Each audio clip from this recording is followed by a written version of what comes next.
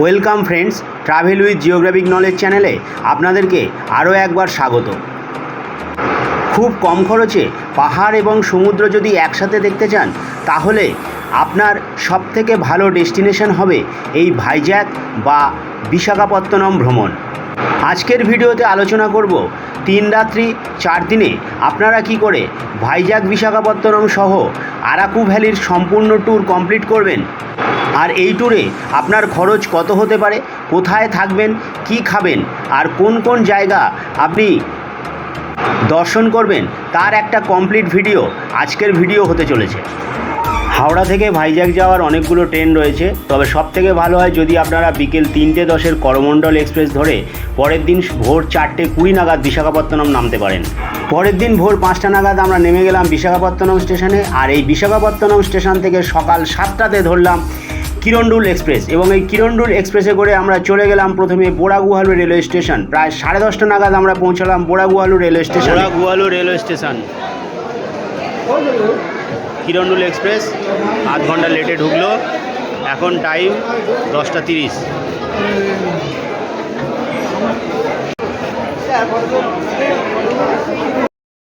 বোরা caves, Ananthagiri waterfall, Ananthagiri coffee plantation সহ আরাকু ভ্যালির অন্যান্য video আমার চ্যানেলে আগেই আপলোড করা আছে, তাই এখানে আরাকু ভ্যালি ভ্রমণের ডিটেলস ভিডিও আর দীর্ঘায়িত করলাম না। শুধু একটা ছোট্ট ইনফরমেশান, বোড়াগুহালু নামার পর আপনারা বোড়াগুহালু স্টেশনের পাশ থেকেই একটি 4 সিটার বা 7 সিটার গাড়ি বুক করে নেবেন।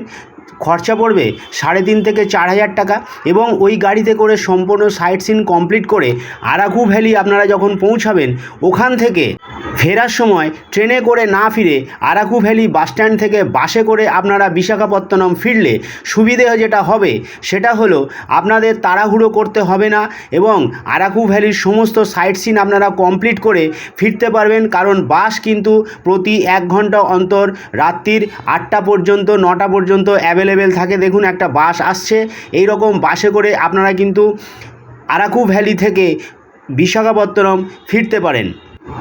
আমরা আরাকু স্টেশন থেকে বিকেল 3:45 ট্রেন ধরে বিশাখাপত্তনম ফিরেছিলাম। এতে যেটা সমস্যা হয়েছিল, আমাদের অনেকগুলো সাইট সিনের স্পট স্কিপ করতে হয়েছিল, তার কারণ সময় অনেকটাই কম ছিল আমাদের হাতে।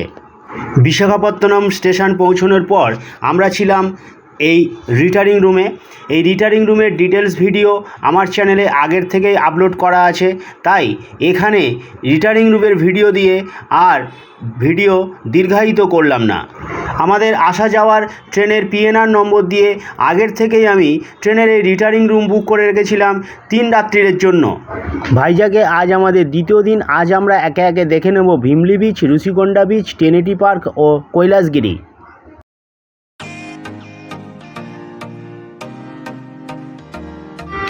দ্বিতীয় দিনের এই ট্যুরটা আপনারা চাইলে রিজার্ভ কারে করতে পারেন, সেক্ষেত্রে খরচা হতে পারে 2,500 থেকে 3,000 টাকা। যদিও আমরা বাসের মাধ্যমে এই ট্রিপটি করেছিলাম।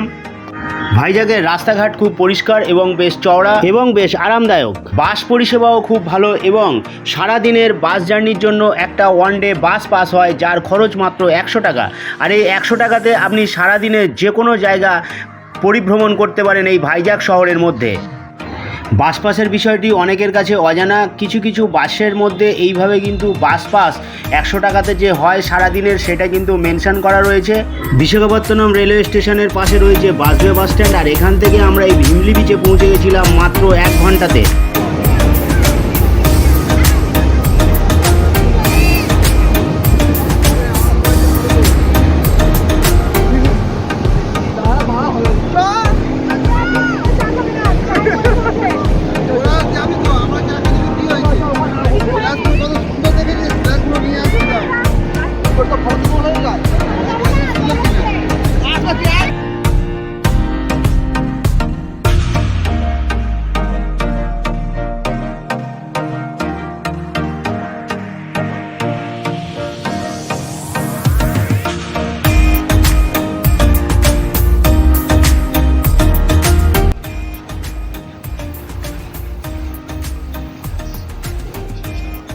ভাইজ্যাকের অনেকগুলো বিচ রয়েছে, তবে সব বিচে কিন্তু স্নান করা যায় না, স্নানের উপযুক্ত নয়।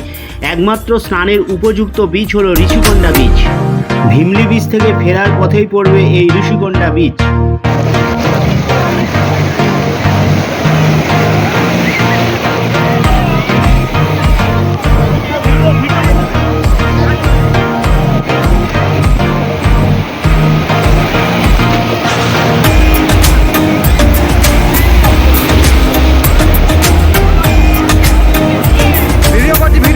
ভিডিও করছি।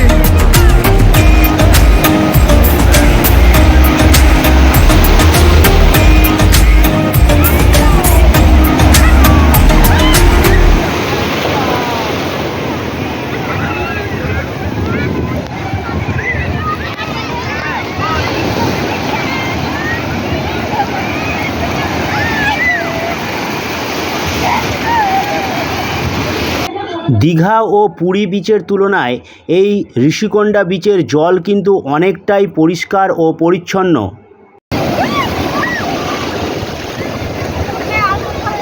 দাঁড়াও না, বাবুর হয়নি তো, বাবুর হয়নি।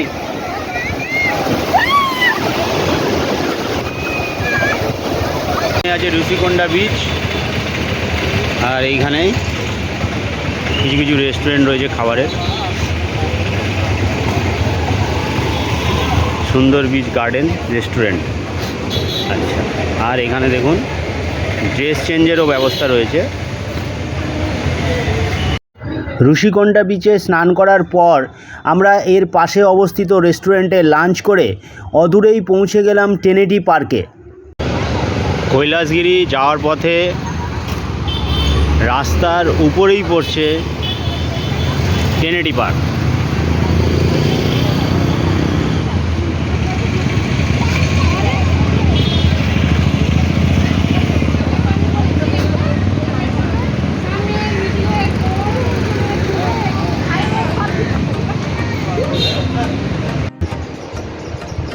টেনেটি পার্কটি অবস্থিত কৈলাসগিরি পাহাড়ের ঠিক নিচে।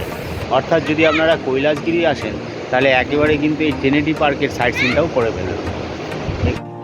টেনেটি পার্কের মূল আকর্ষণ এই জাহাজটি।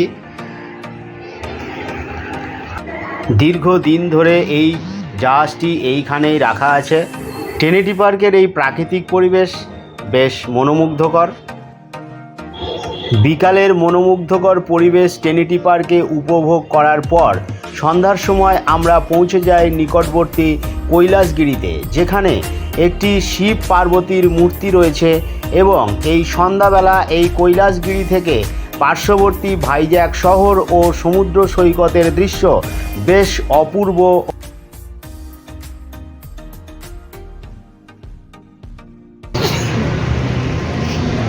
রামকৃষ্ণ বিচের নামকরণ হয়েছে এই রামকৃষ্ণ মিশনের নাম থেকে। এইখানেই রয়েছে মেন রাস্তা, আর এই যে রাস্তাটা চলে যাচ্ছে সোজা কিন্তু বিচের দিকে। এই যে সামনেই রয়েছে বিচ এবং সামনেই রয়েছে আরকে বাস স্ট্যান্ড।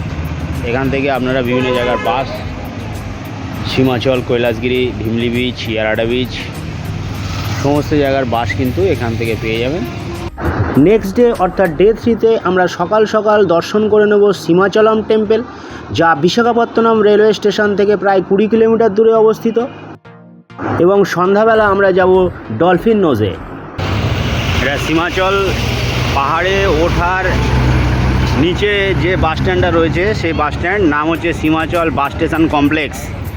এইখানে বিশাখাপত্তনম স্টেশনের কাছ থেকে বাসগুলো আসে, আরটিসি কমপ্লেক্স বা বাসবে বাস স্ট্যান্ডগুলো থেকে বাস আসে, আর সেই বাসগুলো এই পর্যন্ত আসার পর এই রাস্তা দিয়ে বেরিয়ে এই পাহাড়ের উপর উঠে যাচ্ছে সীমাচল মন্দিরে। তার মানে আপনাদেরকে যদি সীমাচল মন্দিরে যেতে হয় তাহলে স্টেশন থেকে বাস ধরে প্রথমে আসতে হবে এই বাস স্ট্যান্ডে, ডাউনহিল বাস স্ট্যান্ড, আর এরপরে আবার এখান থেকে 25 টাকা ভাড়া দিয়ে আবার বাসে করে যেতে হবে বিশাখাপত্তনম স্টেশনে, বা এখান থেকে 25 টাকা ভাড়া দিয়ে আবার বাসে করে উঠতে হবে সীমাচল মন্দিরে। সীমাচলম পাহাড়ের উপর রয়েছে সীমাচলম মন্দির। আর এই সীমাচলম মন্দিরে আপনারা যদি লাগেজ নিয়ে আসেন সেক্ষেত্রে কিন্তু এখানে ক্লক রুম রাখার ব্যবস্থা রয়েছে, ফোন রাখার কাউন্টার রয়েছে এবং শু রাখারও ব্যবস্থা রয়েছে। এই নিচের দিক থেকে আমরা উঠলাম আর এইটা চলে যাচ্ছে কিন্তু মন্দিরের ভিতরে ঢোকার রাস্তা। আর এইখানে রয়েছে মোবাইল কাউন্টার। আর মূল মন্দিরটা হচ্ছে এই দিকটা।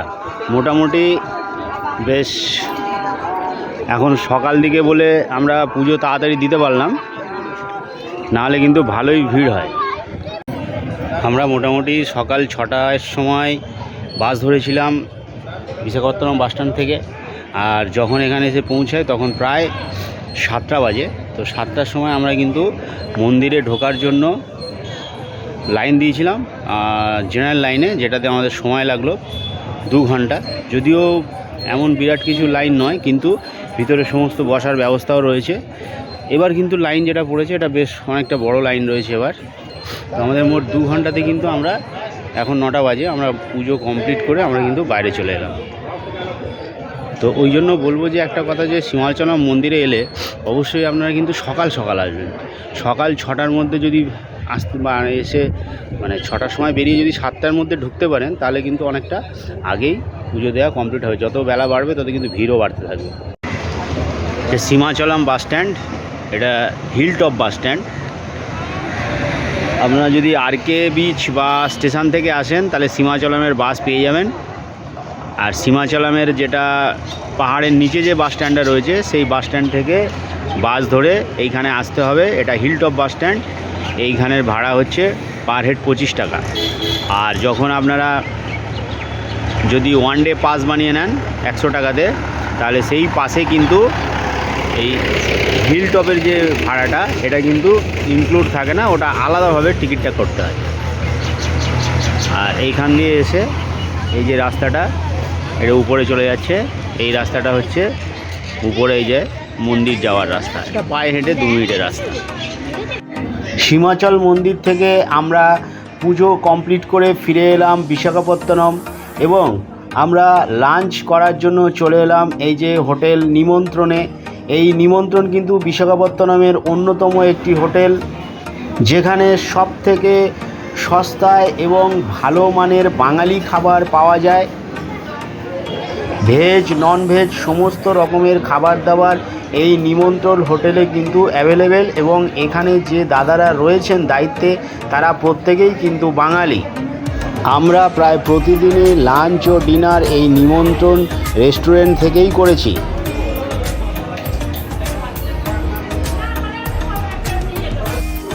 সকলের সুবিধার জন্য নিমন্ত্রণ রেস্টুরেন্টের মেনু চার্ট এবং তার প্রাইস তুলে ধরলাম, প্রয়োজনে স্ক্রিনশট রাখতে পারেন। এবং এই নিমন্ত্রণ ইন রেস্টুরেন্ট হোটেলে থাকারও ব্যবস্থা রয়েছে। নিমন্ত্রণ হোটেলের অপোজিটে অবস্থিত হোটেল পবনপুত্র ইনের ফোন নম্বরটাও দিয়ে রাখলাম এবং পাশে অবস্থিত রেবাতি লজের ফোন নম্বরটাও দিয়ে রাখলাম। 1 নম্বর প্ল্যাটফর্ম থেকে বাইরে বেরিয়েই রয়েছে এই যে বাইরের দিকে যাওয়ার রাস্তা, এটা হচ্ছে গেট নম্বর 1। আর ঠিক এই দিকটা রয়েছে রিটার্নিং রুম। রিটার্নিং রুমে যাওয়ার সিঁড়ি হলো এটা। ফার্স্ট ফ্লোরেই রয়েছে রিটার্নিং রুম। বিশাখাপত্তনম রেলওয়ে স্টেশনের উল্টো পাড়ে অর্থাৎ অপোজিট সাইড যেটা রয়েছে সেখান থেকে 400 বাস ধরলাম। 400 বাস ধরে 15 কিলোমিটার দূরে অবস্থিত এই যে Sindhi bus stop, Scindia bus stop. এটাই সিন্ধিয়া বাস স্টপে এসে নামলাম। এখান থেকে আবার সরাসরি আমরা 16 নম্বর বাস ধরবো, ধরে চলে যাব ইয়ারাডা বিচ। ওই বাসটায় ডলফিন নোজ হয়ে ইয়ারাডা বিচ যাচ্ছে। এটা হচ্ছে Scindia bus stop. Scindia bus stand থেকে 16 নম্বর বাসে করে এসে পৌঁছলাম ডলফিন নোজ যাওয়ার রাস্তাতে। দেখুন এটা এই রাস্তাটা সোজা চলে যাচ্ছে ডলফিন নোজ, আর এই দিকে রাস্তাটা সোজা চলে যাচ্ছে ইয়ারাডা বিচ।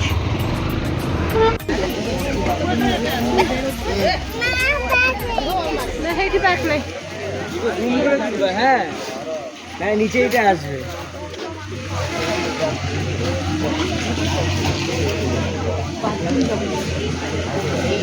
বিশাখাপত্তনমের এই লাইট হাউস থেকে বিশাখাপত্তনম শহর এবং পোর্টটা দেখতে অনেকটা ডলফিনের নাকের মতো, সেই জন্য এই অংশের নাম হয়েছে ডলফিন নোজ।